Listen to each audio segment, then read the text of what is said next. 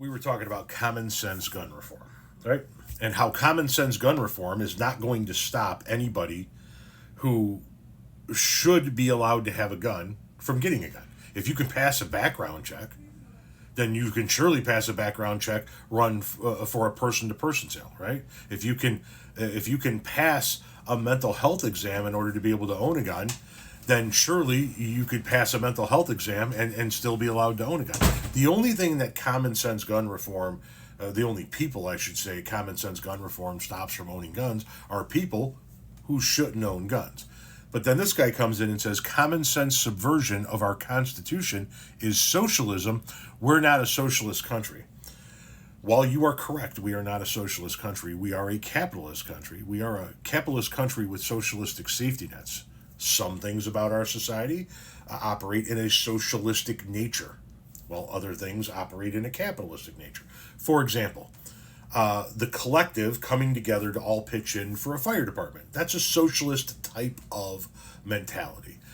Everybody coming in together, pitching in together for a police force, or for a library, or for a local school or a park district.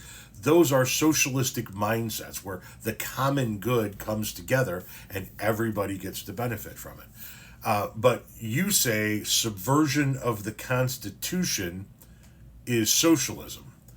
Then are these people socialists to you?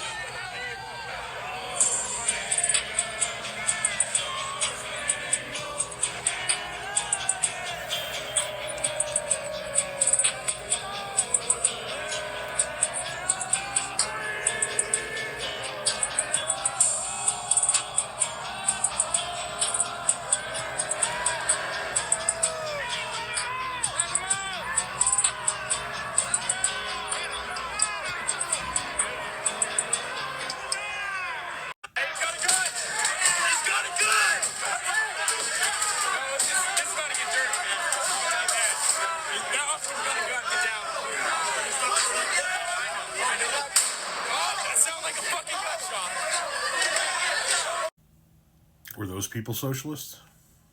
Because they were subverting the Constitution that day, or attempting to. By your definition, that must make them socialist. Let me ask you a question. Would a gentleman who calls for the suspension of the Constitution in order to get his way be considered subverting the Constitution and therefore a socialist? That's what Trump called for. Trump rebuked for call to suspend Constitution over election. Quote, a massive fraud of this type and magnitude allows for the termination of all rules, regulations, and articles, even those found in the Constitution. Is he a socialist?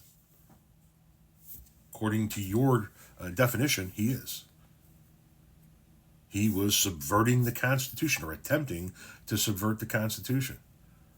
So therefore, he's a socialist. And since we're not a socialist country, I can't wait to see your response calling for him to be exiled from this country.